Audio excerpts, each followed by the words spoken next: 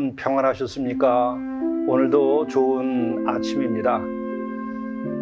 주님께서 늘 새롭게 우리에게 주시는 이 날을 늘 경이롭고 새로운 마음으로 맞이할 수 있으면 좋겠습니다.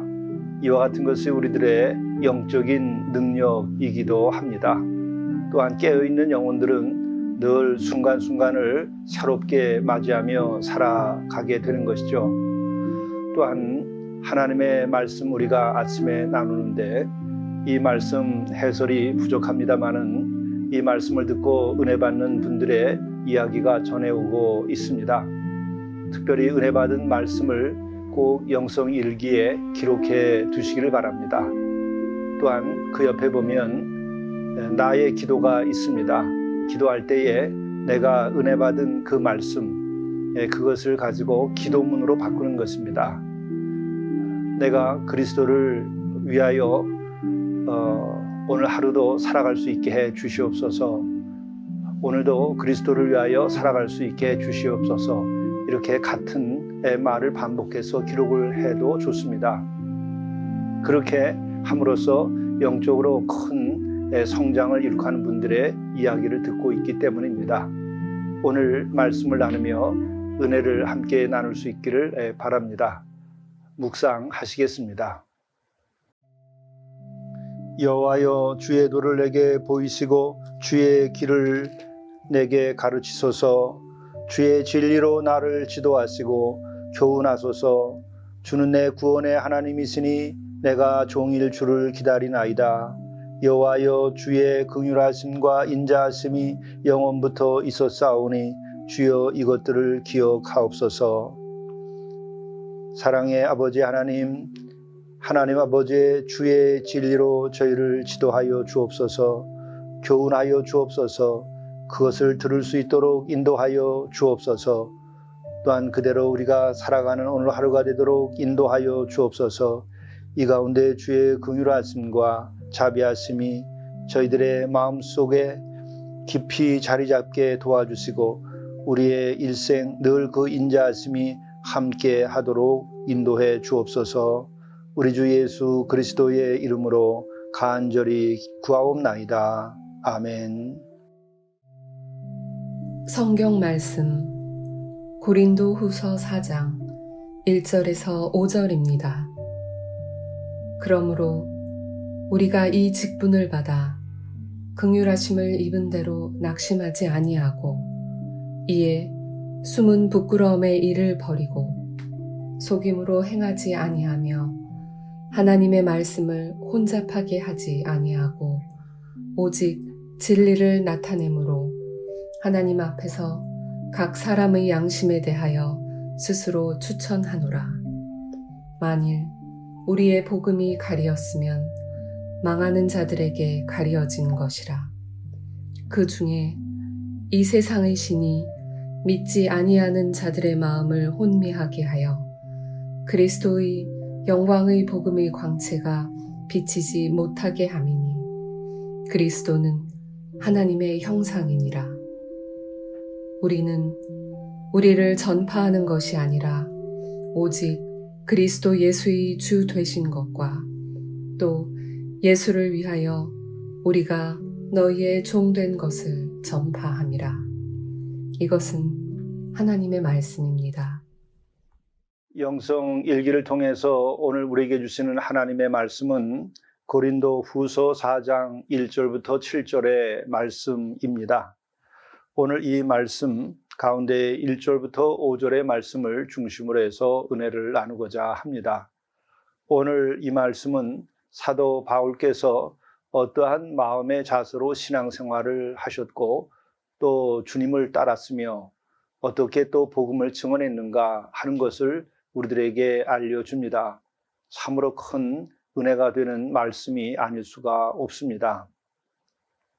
그러므로 우리가 이 직분을 받아 긍휼하심을 입은 대로 낙심하지 아니하고, 오늘 1절의 이 말씀 참 간단한 말씀 같습니다마는 굉장히 큰 신앙의 고백과 또 울림이 있는 말씀입니다. 우리가 이 직분을 받아, 여기서 이 사도 혹은 성도들은 어떻게 직분을 대해야 하는가 하는 것이죠. 우리가 교회에서 받는 직분, 또 목회자나 또 복음을 전하는 자들이 받는 그 직분이라고 하는 것은 어떻게 주어지는 것인가? 그것은 내가 그 직분을 갖고 싶다 해서 갖는 것이 아니죠. 또 내가 그것을 만들어서 갖는 것도 아닙니다. 이 직분은 주께서 우리들에게 주시는 것입니다. 우리가 투표를 통해서 어떤 직분자를 정하기도 합니다. 그러나 우리는 그것이 사람의 단순한 투표의 행위가 아닌 것이죠. 신앙을 고백하는 이들이 주님의 인도하심에 따라서 그런 합의를 구해가는 과정인 것입니다. 그렇기 때문에 우리 교회에서 받는 직분도 내가 만들거나 또 사람이 주는 것이 아니라 우리 주님께서 주시는 것이다 하는 고백에 이르러야만 됩니다.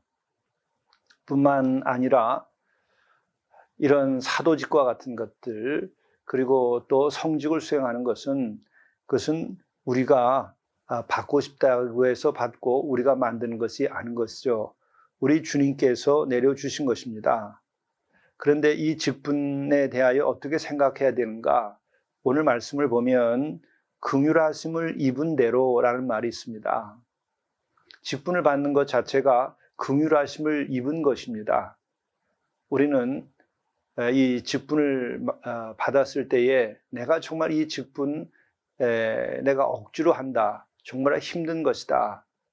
그리고 또 이 직분은 내가 노력을 해서 내가 이걸 감당해야지, 이런 생각을 갖기도 하는데, 이것은 그릇된 것은 아니지만 이것이 성서적이고 또 영적인 것은 못 됩니다.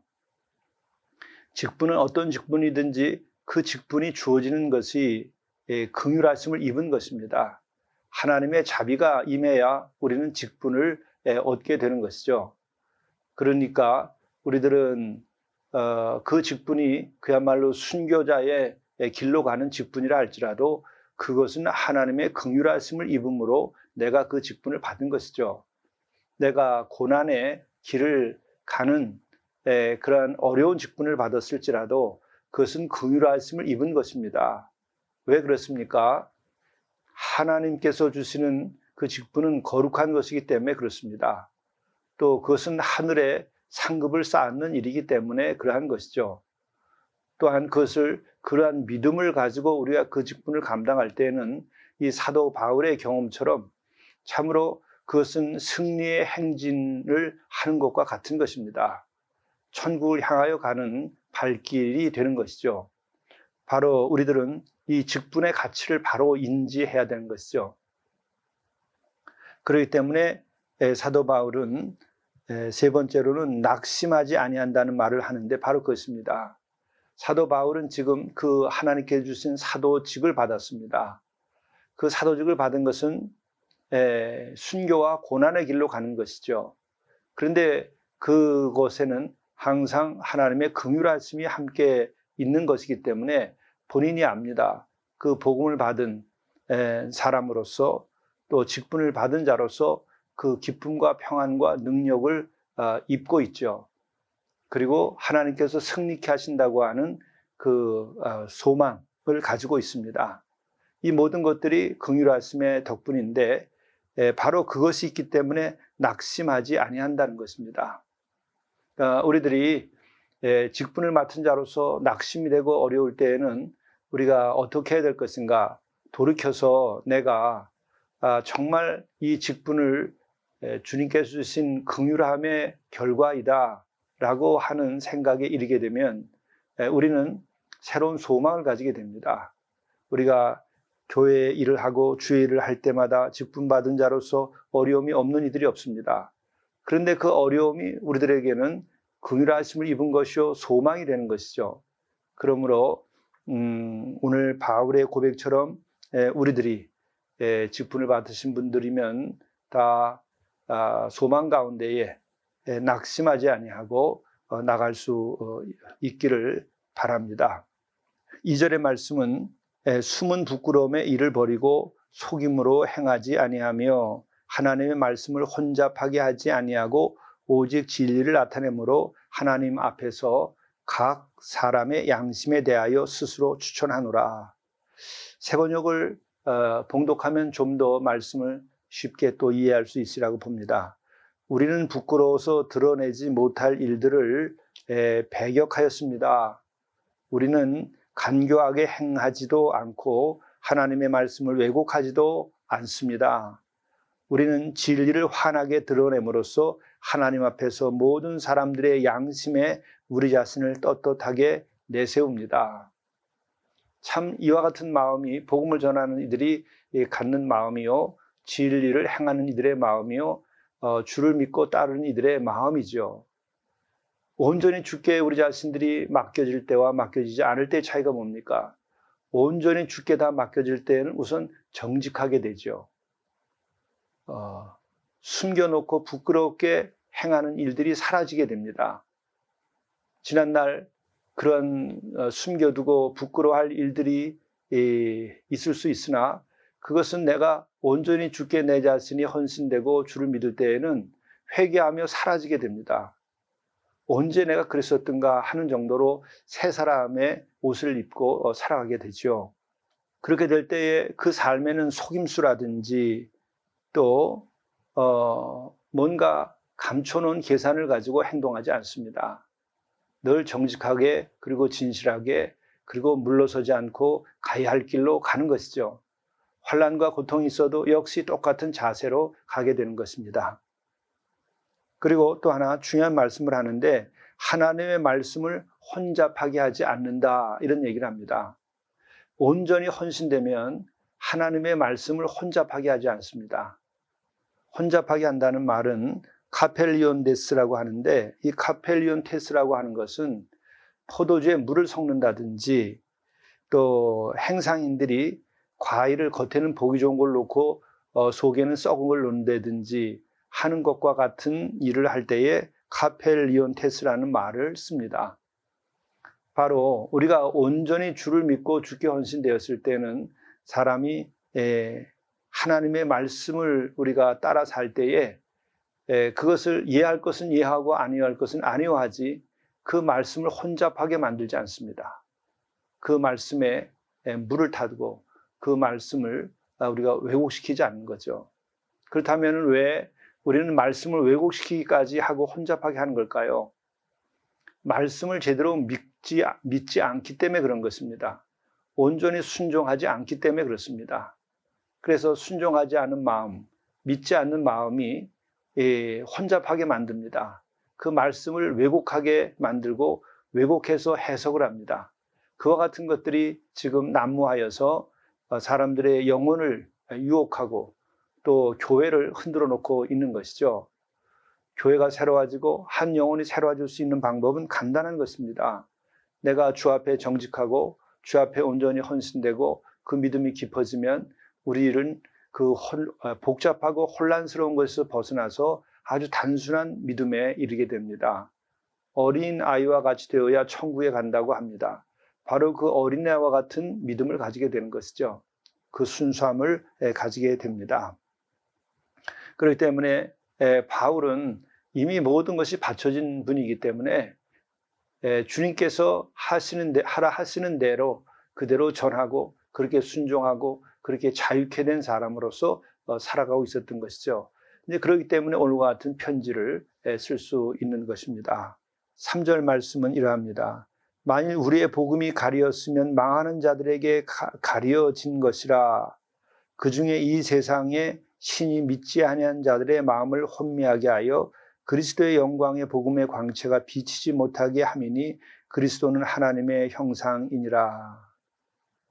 세상의 신, 세상의 신이라고 이렇게 표현을 했는데 이와 같은 것이 믿지 아니하는 자들의 마음을 혼미하게 만든다는 겁니다. 이로 인해서 복음이 가려지게 된다는 것이죠.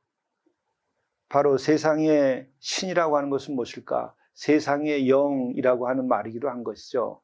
세상의 또한 풍조, 세상의 악습, 이와 같은 것을 이렇게 표현할 수 있을 것입니다. 우리가 성경에서 말하고 있는 세상의 풍조, 세상의 영, 이와 같은 것은 뭔가요? 그것은 육신의 정욕, 안목의 정욕, 이생의 자랑, 이와 같은 것들이 대표적이죠. 우리가 그런 데서 벗어나야 됩니다. 그것은 바로 복음을 바로 믿고 예수 그리스도를 온전히 믿고 예수 그리스도를 통하여 우리가 죄사함 받고 새롭게 사는 삶의 경험이 시작되고 또한 성령이 임하여서 성령의 하나님이 나를 인도할 때에 우리는 그 세상의 신에서 벗어나서 오직 그리스도의 영광의 복음 아래 광채가 나는 삶을 살아갈 수 있게 되는 것이죠. 우리들 특별히 지금 시대는 이 세상의 신, 세상의 영, 이와 같은 것들이 너무 우리를 유혹하고 혼란스럽게 합니다. 또 많은 미디어를 통해서 우리는 이런 것에 노출되어 있죠. 심지어 어린아이들까지도 그렇게 된다고 합니다. 정말 우리는 이 세상의 영에 의해서 우리들의 마음이 혼미케 되지 아니하도록 자신을 지켜야 되고 또 이렇게 하기 위해서 우리들이 지금 영성 일기를 쓰고 매일 기도하는 것이죠. 그리고 마지막으로 사도 바울은 이렇게 고백합니다. 우리는 우리를 전파하는 것이 아니라 오직 그리스도 예수의 주 되신 것과 또 예수를 위하여 우리가 너희의 종된 것을 전파함이라. 참 아주 분명한 말씀을 하는 거죠. 우리는 우리를 전파하는 것이 아니다. 사도인 나를 전파하는 것이 아니다. 이게 무슨 말일까요? 내가 누군가를 지배하려고 하는 것이 아니고 내가 나를 자랑하려고 하는 것이 아니고 내가 나의 성공을 위하여 사는 것이 아니고 나의 이익을 위하여 사는 것이 아니다. 그리고 나의 부족한 여러 생각들을 내가 여러분에게 전파하는 것이 아니다. 오직 그리스도를 전파하는 것이다. 진리이신 그리스도, 구원이신 그리스도, 또 그와 같은 진리의 말씀을 우리에게 가르치신 그리스도, 말씀이 육신이 되어서 우리에게 오신 그 주님, 그리고 또한 그 예수님이 정말 우리에게 쓴 구세주요 메시아요 주님이시다. 우리 인생의 주인이시고 생명의 주인이시다. 진리의 주인이시다라고 하는 것을 분명하게 전한다고 하는 것이죠. 이것이 바로 우리가 전해야 될 것입니다. 그리고 또한 역으로 우리를 전파하는 것이 아니라 우리는 예수를 위하여 우리가 너희의 종된 것을 전파함이라. 바로 여러분을 지배하고 내가 관리하고 여러분에게 대접받으려고 내가 이렇게 내 자신을 전하거나 복음을 전하는 것이 아니다. 나는 오직 그리스도만을 전하고 나는 그러기 위하여 여러분들의 종이 되는 것이다. 내가 지배하려고 하는 것이 아니다 하는 말씀을 하는 것입니다. 우리들이 교회에서 소그룹의 리더가 되든지 혹은 교회의 어떤 직분을 맡고 있을 때 우리는 어떻게 해야 되는가? 그 직분이 나를 위하여 있는 것이 아니다. 그 직분이 나를 전하는 것이 아니다. 그리스도를 전하고 또한 나를 위하여 죽으신 예수 그리스도의 사랑을 전하고 또한 내가 경험한 예수 그리스도의 한없는 자비하심을 전하는 것이죠. 이렇게 될 때 은혜가 되어서 많은 사람들이 주께로 돌아오고 또 많은 사람들이 복음을 전하는 자들을 기뻐하며 또 감사히 여기게 되는 것이죠. 그러므로 우리들이 바로 이 바울과 같은 마음으로 복음을 혼잡케 하지 아니하고 또 세상의 영, 세상의 신에 빠지지 아니하도록 지켜주고 또 복음을 전하는 자, 자기 자신을 드러내거나 자신을 전파하는 것이 아니고 우리를 위해서 피 흘리시고 우리를 위해서 대속의 죽음을 죽으신 그 예수님의 사랑과 은혜를 전하고 그래서 구원케 하는 일을 위하여 자신이 헌신하고 있다 하는 말씀을 전하고 있는 것입니다. 우리도 이와 같은 복음을 전하는 자세를 가지고 산다면 우리도 놀라운 복음의 전도자가 될 수 있죠. 뿐만 아니라 우리 자신이 정말 주의 더 많은 긍휼하심과 은혜를 입어서 어떤 어려움 가운데서도 낙심치 아니하고 승리의 행진을 계속할 수 있게 될 것입니다. 함께 기도하시겠습니다. 우리가 이 직분을 받아 긍휼하심을 입은 대로 낙심하지 아니하고 숨은 부끄러움의 일을 버리고 속임을 행하지 아니하며 하나님의 말씀을 혼잡하게 하지 아니하고 오직 진리를 나타내므로 하나님 앞에서 각 사람의 양심에 대하여 스스로 추천하노라. 자비로우신 주님, 우리가 맡은 이 직분이 긍휼하심으로 인하여 주어진 것임을 깨닫고 직분을 소중히 여기고 직분을 잘 감당하도록 인도해 주시고 직분을 감당할 때에 믿음으로 낙심치 아니하도록 인도해 주옵소서. 뿐만 아니라 우리들이 우리를 전파하지 아니하고 오직 예수 그리스도의 주 되신 것을 전파하게 하시고 또한 예수를 위하여 우리가 종된 삶을 살아갈 수 있는 참 사랑의 사람이 되게 하시고 예수님을 본받는 삶을 살아가도록 인도하여 주시옵소서. 우리 주 예수 그리스도의 이름으로 간절히 기도드리옵나이다. 아멘.